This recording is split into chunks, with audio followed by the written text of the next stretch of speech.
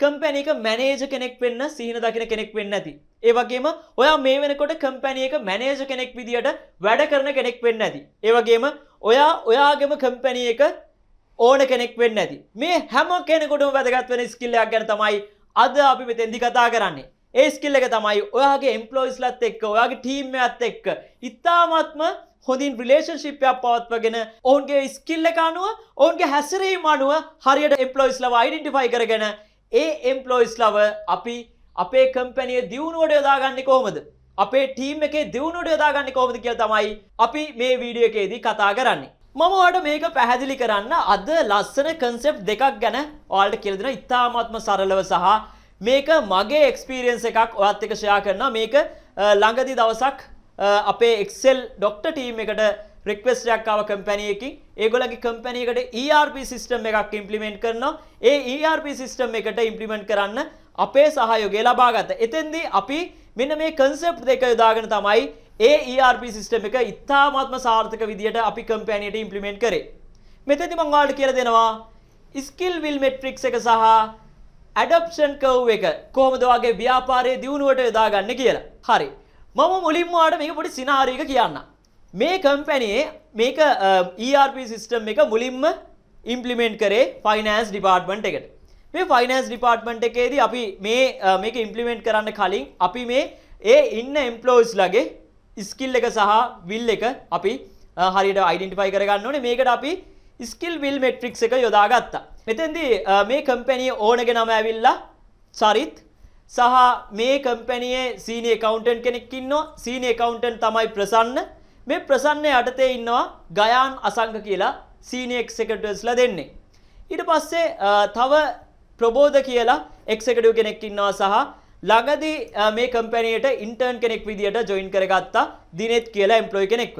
එතකොට මෙන්න මේ කට්ටිය යොදාගෙන තමයි අපි ඒගොල්ලන්ගේ මේ skill එක සහ will එක මේ අපි skill will matrix එකට දාලා අපේ මේ අරමුණට යන්න අපේ මේ ERP system එක සාර්ථකව කම්පැනි implement කරන්න අපි මේ ඔවුන්ගේ මේ skill එක සහ will එක යොදා ගන්න ඕනේ මුලින්ම. ඒක නිසා අපි මුලින්ම skill will matrix එක ගැන කතා කරමු. මෙන්න මේ matrix එක ඔයාලට මෙන්න මෙතෙන්දි බලා ගන්න පුළුවන්. මේකේ පළවෙනි මේ කොටු හතරක් තියෙනවා. මේ කොටු හතරේ පළවෙනි කාණ්ඩයකට අයිති වෙන්නේ high will low skill කියන කැටගරි එක. high will එකක් තියෙනවා, low skill එකක් තියෙන්නේ. මෙන්න මේ කැටගරි එක තමයි පළවෙනි මේ කාණ්ඩයෙන් පෙන්වන්නේ. දෙවෙනි කාණ්ඩය තමයි high skill high will කියන කැටගරි එක. සහ මෙන්න මේ පල්ලෙහා තියෙන මෙන්න මේ කාණ්ඩයෙන් පෙන්නනවා low will එකක් තියෙනවා සහ low skill එකක් තියෙන්නේ. මේ දෙකම low. ඒ වගේම මෙන්න මේ හතරවෙනි කාණ්ඩයෙන් පෙන්නනවා low will සහ high skill කියන කාණ්ඩ එක තමයි මෙන්න මේ කැටගරි එකෙන් ඔයාලට බලා ගන්න පුළුවන්කම ලැබෙන්නේ. අපි මෙන්න මේ අපේ employees ලව අපේ මේ ඉන්න අපේ ERP system එක මේ finance department එකට මුලින්ම implement කරන්නේ. මෙන්න මෙතන ඉන්න employees ලව අපි කොහොමද මේ categories හතරට බෙදාගන්නේ කියලා බලමු. මුලින්ම ඉන්නවා company owner. company owner හොඳ skill එකක් තියෙන ඕන කෙනෙක්. ඔහුට ඉතාමත්ම දැඩි කැමැත්තක් තියෙන අලුත් දේවල් implement කරන්න ඉතාමත්ම හොඳ motivation එකක් තියෙන කෙනෙක් තමයි company owner. ඒතර company owner අපිට පුළුවන් categorize කරගන්න high will සහ high skill කියන category එක. මේක ඉතාමත්ම වැදගත් category එකක්. ගොඩක් වෙලාවට company එක ඉන්න owners ලා මෙන්න මේ high will සහ high skill කියන category එකට තමයි වැටෙන්නේ. එතකොට ඊළඟට ඉන්නවා අපේ company senior accountant ප්‍රසන්න. senior accountant උත් එහෙමයි. senior accountant chartered accountant කෙනෙක්. senior accountant ඉතාමත්ම හොඳ skill එකක් තියෙනවා, MBA එකක් තියෙනවා සහ ඔහුට හොඳ experience එකක් තියෙනවා company. ඒ වගේම ඔහුට දැඩි කැමැත්තක් තියෙනවා අලුත් දේවල් කරන්න. මේ company මේ accountant අවශ්‍යයි මේ company තියෙන report කරන එක, analyze part එක හොඳට streamline කරන්න. මේක නිසා දැඩි කැමැත්තක් තියෙනවා මේ ප්‍රසන්නගේ මෙන්න මේ කම්පැනිට ERP system එක implement කරන්න. ඊළඟට ප්‍රසන්නගෙන් පස්සේ ඉන්නේ අසංක සහ ගයන්. අසංක සහ ගයන්ලා senior executives ලා finance team එකේ ඉන්න. මේගොල්ලන්ගේ තියෙන high skill එකක් තියෙනවා. high skill එකක් තියෙනවා හැබැයි low will එකක් තියෙන්නේ. ඔව් කාලයක් තිස්සේ මේ කම්පැනි වැඩ කළා. ඉතාමත්ම හොඳ skill එකක් තියෙනවා. නමුත් ඔහු අලුත් දේවල් implement කරන්නට කැමති නෑ. අර කරන් ආපු විදියට තමයි කරන් යන්න කැමති. මේගොල්ලන්ගේ තියෙන්නේ low will එක. අපි ඒක නිසා මෙන්න මේ ගයාන්ව සහ අසංකව අපි කැටගරයිස් කර ගන්නවා මේ high skill සහ low will කියන කැටගරි එකට. මෙන්න මේගොල්ලන්ව මේ අපි ERP සිස්ටම් එක දාන්න යනකොට මෙන්න මේ එම්ප්ලොයිස්ලා දෙන්න ගැන දැඩි සැලකිලිමත් දක්වන්න ඕනේ. මේ දෙන්න නිසා අපේ මේ ඉම්ප්ලිමන්ට් කරන්න යන ERP සිස්ටම් එක අපිට මග නවත්තන්න වෙන්න පුළුවන්. මේ ස්කිල් එක තිබ්බට මේගොල්ලන් කැමැත්තක් නැති නිසා ඒක නිසා අපි මේගොල්ලන් හරි පරිස්සමෙන් හසුරවන්න ඕනේ. ඒ වගේම ඊළඟට තව එම්ප්ලොයි කෙනෙක් ගත්තා අපි අලුතෙන් ඉන්ටර්න් කෙනෙක් විදියට දිනෙත් කියලා. එතකොට දිනෙත් තියෙන්නේ හයි විල් එකක් තියෙනවා. ඉහළ කැමැත්තක් තියෙන අලුත් දේවල් ඉම්ප්ලිමන්ට් කරනවට අලුත් දේවල් ඉගෙන ගන්න ඉහළ දැඩි කැමැත්තක් තියෙන කෙනෙක්. හැබැයි එයා තාම මේ කැම්පස් එකෙන් අවුට් වුණා විතරයි ලොකු එක්ස්පීරියන්ස් එකක් නැති කෙනෙක්. ඒක නිසා දිනෙට්ට ලොකු ස්කිල් එකක් නැහැ. අපි ස්කිල් එකක් නැති හින්දා සහ එයාගේ දැඩි කැමැත්තක් තියෙන හින්දා අපි දිනෙත්ව දානවා high will සහ low skill කියන කැටගරි එකට. ඒ වගේම කම්පැනි ඉන්න ප්‍රබෝධ කියලා එම්ප්ලොයි කෙනෙක්. ප්‍රබෝධ ඇවිල්ලා ස්කිල් එකක් නැහැ, will එකක් නැහැ. ඒක නිසා අපි දානවා ඒ කියන්නේ දැඩි කැමැත්තකුත් නැහැ අලුත් දේවල් ඉගෙන ගන්න. ඒ වගේම එයාට ස්කිල් එකකුත් නැහැ, ගොඩක් ස්කිල් එකකුත් නැහැ. ඒ කෙනාව අපි දානවා low skill low will කියන කැටගරි එකට අපි මෙන්න මේ කොටු හතරෙන් අපි දාලා අපි අපේ ඉන්න එම්ප්ලොයිස් ලව අපි අයිඩෙන්ටිෆයි කරගත්තා. අපි දැන් ස්කිල් will matrix එක දැනගෙන තියෙන්නේ. ඊට පස්සේ අපිට දැන් කතා කරන්න තියෙන්නේ මේ adaptations curve එක. අපේ මේ adaptations curve එක අපිට මේ විදිහට බලා ගන්න පුළුවන්. adaptation curve එක අනුව මුලින්ම ඉන්නවා innovators-ලා, ඊට පස්සේ ඉන්නවා early adopters-ලා, ඊට පස්සේ තුන්වෙනියට ඉන්නවා early majority ඉන්නවා, හතරවෙනියට ඉන්නවා late majority ඉන්නවා, පස්වෙනියට ඉන්නවා laggards-ලා. මෙන්න මේ ටික අපි කොහොමද අපේ මේ කම්පැනි මේ ERP සිස්ටම් එක මේ අලුත් process එකක් අපි implement කරන්න හදන්නේ. මේකට මේගොල්ලන්ගේ මේ තියෙන හැසිරීම යොදාගෙන අපි කොහොමද අපේ මේ කම්පැනියේ මේ ERP සිස්ටම් එක ඉතාමත් සාර්ථක විදියට අපි implement කරන්න කියලා බලමු. අපි මුලදී කතා කරානේ අපේ කම්පැනි ඕන කෙනෙක් චරිත් ඇවිල්ලා මේ අලුත් දේවල් හැමතිස්සෙම implement කරන්න කැමති කෙනෙක්. අලුත් දේවල් කම්පැනියට අරගෙන එනවා. මේ ERP සිස්ටම් එක උනත් කම්පැනියට අරගෙන ආවේ චරිත් කම්පැනි ඕන මේ ෆයිනෑන්ස් ඩිපාර්ට්මන්ට් එකට සජෙස්ට් කරේ මේ කම්පැනියේ මේ හැමදේම ස්ට්‍රීම්ලයින් කරගන්න මේ ERP සිස්ටම් එක යොදාගමු කියලා චරිත්. එතකොට චරිත් කියලා කියන්නේ ඇත්තටම ඉනෝවේටර් කෙනෙක්. ඉනෝවේටර් කෙනෙක්. ඔහු හැමතිස්සෙම අලුත් දේවල් මේ කම්පැනියට යොදා ගන්න කෙනෙක්. ඒ නිසා අපි චරිත්ව පළවෙනි කැටගරි එක ඉනෝවේටර් කියන කැටගරි එකට දානවා. එතකොට ප්‍රසන්න ගත්තත් ප්‍රසන්නයි චරිතුයි තමයි මේකේ මුලදිම සාකච්ඡා කරන්න මේ ERP සිස්ටම් එකක් කම්පැනියට යොදා ගන්න ඕනේ කියලා. එතකොට ප්‍රසන්න ඇවිල්ලා සීනියර් accountantුත් ගොඩක් අලුත් දේවල් වලට කැමති, අලුත් දේවල් ඉම්ප්ලිමන්ට් කරනවට කැමති. එතකොට ප්‍රසන්නවත් අපි දානවා මෙන්න මේ ඉනෝවේටර්ස් කියන කැටගරි එකට. ඉනෝවේටර් කෙනෙක් එයා අලුත් දේවල් හැමතිස්සෙම කම්පැනියට ගේන්න උත්සාහ කරන කෙනෙක්. ඒක නිසා අපි ප්‍රසන්නව මේ ඉනෝවේටර්ස් කියන කැටගරි එකට දානවා. එතකොට early adapter කෙනෙක් විදිහට අපි දිනෙත් අයිඩෙන්ටිෆයි කරගන්නවා. මොකද දිනෙත් ඇවිල්ලා හොඳ කැමැත්තක් තියෙන කෙනෙක් මේ සිස්ටම් එක කම්පැනි ඇතුළට ගෙනල්ලා මේ කම්පැනියේ දියුණුවට ඒක යොදා ගන්න සහ ඔහුටත් කැමති එක්ස්පීරියන්ස් එකක් ගන්න, අලුත් මේ ERP සිස්ටම් එකේ එක්ස්පීරියන්ස් එකක් ගන්න. එතකොට අපි දිනෙත්ව යොදා ගන්නවා අපි early adapter කියන කැටගරි එකට. ඔයා දන්නවා early adapter කෙනෙක් කියලා කියන්නේ එයා මුලින්ම අර ඉනෝවේටර්ස්ලා අලුත් දෙයක් මොකක් හරි ඒක සජෙස්ට් කරාට පස්සේ මේගොල්ලෝ ඒව ඇඩොප්ට් කරගන්නවා. මේගොල්ලෝ කැමති early adopt කරන ඉතා ඉක්මනින් ඒවට ඇඩොප්ට් වෙනවා. අපේ ඊළඟ කැටගරිය තමයි early majority කියන කැටගරි එක. early majority කියන කැටගරි එකට අපිව ගයාන්ව ඇතුළත් කරන්න පුළුවන්. ගයාන් මොකද? ගයාන් හැමතිස්සෙම කරන්නේ හොඳට හිතලා බලලා තමයි. ඒ කියන්නේ අර ඉනෝවේටර්ස්ලා කරාට පස්සේ early adoptersලා කරාට පස්සේ ඒව හොඳ නම් තමයි ගයාන්ලා මේ ඒගොල්ලන්ගේ process වලට මේ යොදා ගන්න. ඒක නිසා මේගොල්ලෝ රිස්ක් එකක් ගන්න බය කට්ටිය. මේගොල්ලෝ ලොකුවට රිස්ක් එකක් ගන්න කැමති නැහැ.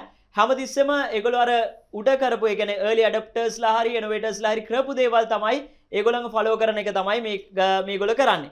ඊළඟ level එක තමයි අසංක කියලා කියන්නේ late majority. ඒ කියන්නේ මේගොල්ලෝ ගොඩාක්ම රිස්ක් එකක් ගන්න ගොඩක් අකමැති කට්ටිය. මේගොල්ලෝ අර කරන් ගිය විදිය ඒ විදියටම කරගෙන යන අවුරුදු ගානක් තිස්සේ මේගොල්ලෝ අර හැමතිස්සෙම අර කරන් ගිය විදියටම මේ විදියටම කරන් ගිහිල්ලා අලුත් දේවල් ඉම්ප්ලිමන්ට් කරනවට කැමති නැහැ. හරිම අර ලෙතාජික් විදියට තමයි මේගොල්ලෝ වැඩ කරන්නේ. එතකොට අසංක එන්නේ වගේ කෙනෙක්. එතකොට අසංකව අපි දානවා මෙන්න මේ late majority කියන කැටගරි එකට. එතකොට ඊළඟ එක්කෙනා තමයි අපේ ප්‍රබෝධ ඇවිල්ලා ඔයාද මතකයි ඔයාලට ප්‍රබෝධ ගැන. එයාගේ ස්කිල් එකත් අඩුයි, එයාගේ කැමැත්තත් අඩුයි. මෙන්න මේගොල්ලෝ මේ laggards කියන කැටගරි එකට තමයි අයිති වෙන්නේ. මේගොල්ලෝ ඒ කියන්නේ කවුරු හරි කෙනෙක් මේ ඉහළ කළමනාකරන කෙනෙක් කිව්වොත් එහෙම ඒ දේ කරන් යනවා. එච්චරයි යා කරන්නේ. අර ඒ කියන්නේ අලුතෙන් හිතලා දෙයක් කරන්නේ නැහැ. ඒ වගේ කැටගරි එකට තමයි මේගොල්ලෝ අයිති වෙන්නේ කියලා දන්නවා. ඒ වගේම මේ ලැගාඩ්ස්ලා අර හැමතිස්සෙම අර මේගොල්ලෝ අන්තිමට තමයි මේවා ඉම්ප්ලිමන්ට් කරන්නේ. ඒ කියන්නේ අර උඩ කට්ටිය කරන් ආවට පස්සේ මේගොල්ලෝ මෙන්න මේ ප්‍රබෝධ මෙන්න මේ විදිහට ඉම්ප්ලිමන්ට් කරන්න සූදානම් වෙනවා. මේක ඒගොල්ලෝ වැඩි කැමැත්තකින් නෙමෙයි මේවා කරන්නේ. අර උඩ කට්ටිය කරපු නිසා අර කරන්න ඕන කවට කරනවා මිසක් මේගොල්ලෝ කැමැත්තෙන් කරන කට්ටිය නෙමෙයි. ඔන්න අපි ස්කිල් විල් මෙට්‍රික්ස් එක සහ ඇඩොප්ෂන්ස් කර්ව් එක දැන් අපි හඳුනගෙන තියෙන්නේ අපේ එම්ප්ලොයිස් ලව අදාළ කැටගරිස් වලට අපි වෙන් කරගෙන තියෙන්නේ.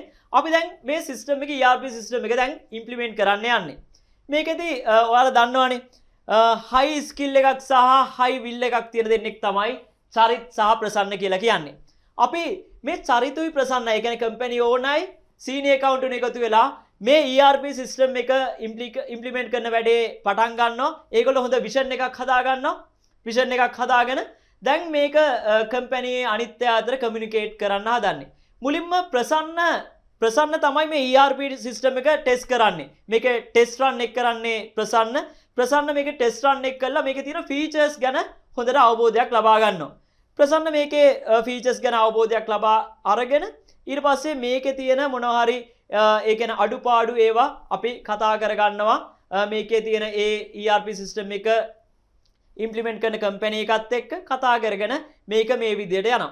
ඊළඟට අපි කතා කරානේ දිනෙත් අපි අලුතෙන් ගත්ත ඉන්ටර්න් එක්කෙනා. ඒතකොට දිනෙත් ඇවිල්ලා මේකෙදි එයා අලුත් දේවල් කරන්න කැමති කෙනෙක්. ඒ නිසා අපි දිනෙත් මේකට යොදා ගන්නවා මේ අපේ වැඩවලට සහයෝගයට. ප්‍රසන්න දිනෙත් ට්‍රේන් කරනවා.